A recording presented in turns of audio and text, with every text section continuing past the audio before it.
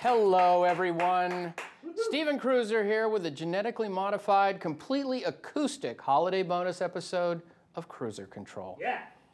It's common at the end of every year for media outlets, old and new, to give you their best and worst lists for the year. As we monitor the mainstream media here, let's face it, we only have the worst of option. And without further ado, Sammy and I would like to present your biggest losers of 2012.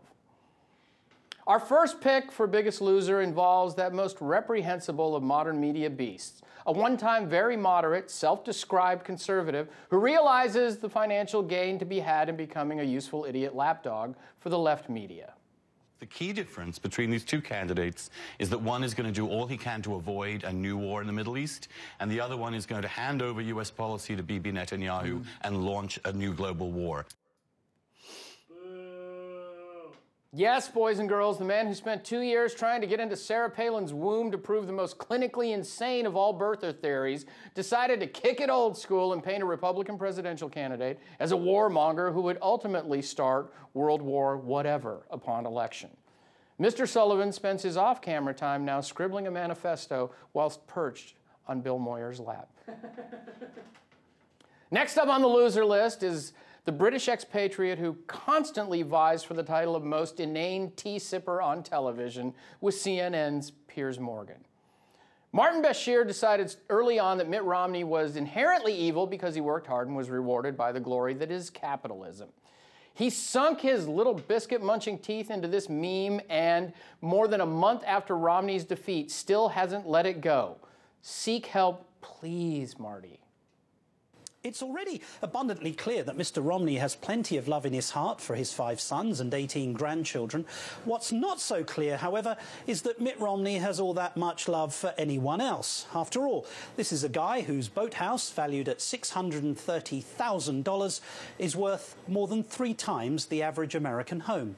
Yet his solution to the housing crisis is to let foreclosures continue and do nothing to intervene.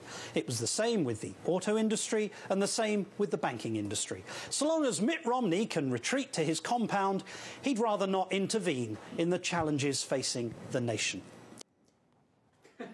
Crumpet, crumpet, crumpet, crumpet, crumpet, crumpet, beep, beep, beep, beep, beep.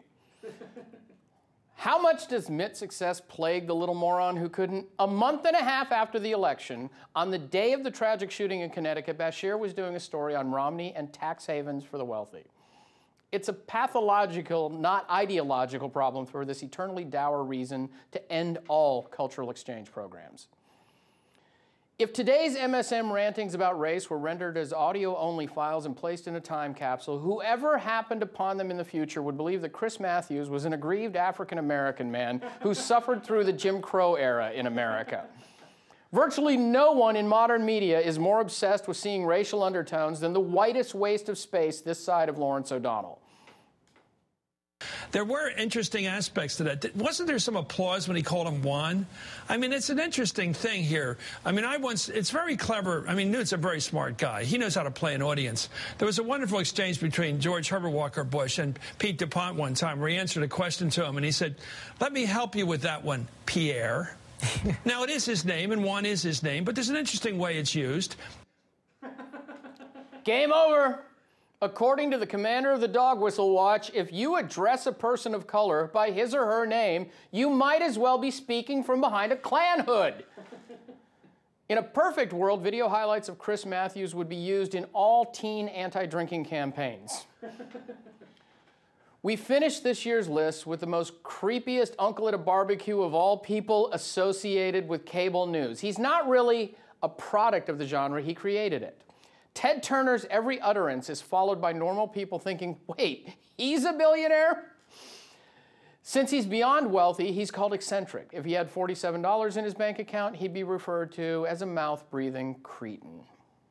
Now, suicide. From suicide over there than are dying in combat. I mean, that's shocking, isn't it? Well, no, I think it's good because it's so clear that we're programmed and we're born to love and help each other, not to kill each other, destroy each other. That's an aberration. That's left over from hundreds of years ago.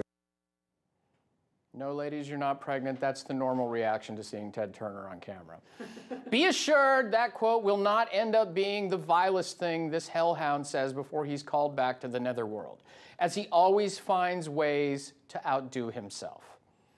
There you have it, dear friends of Cruiser Control, our picks for the biggest losers of 2012. Yeah.